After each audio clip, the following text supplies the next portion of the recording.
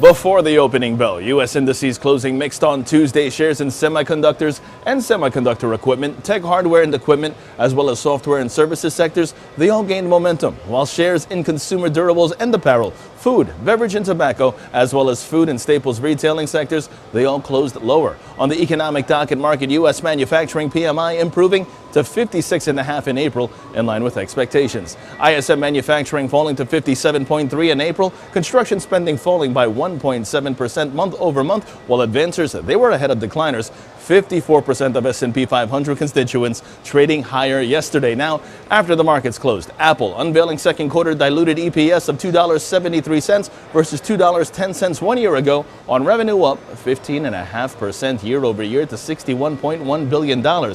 T-Mobile US announcing that first quarter EPS declined 2.5% year over year to 78 cents on revenue up 8.8% to $10.46 billion. Now, turning overseas.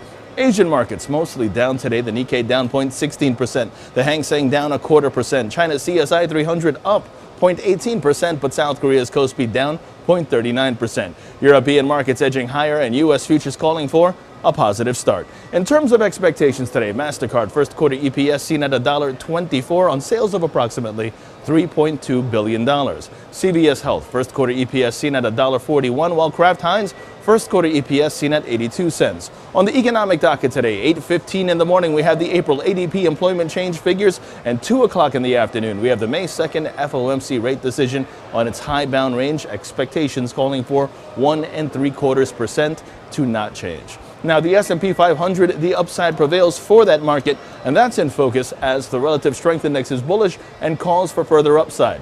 Long positions above 2634 are favored, with targets at 2665 and 2675 in extension. The Nasdaq, meanwhile, sees the upside prevail, and lastly, the Dow Jones sees the bias remain bullish.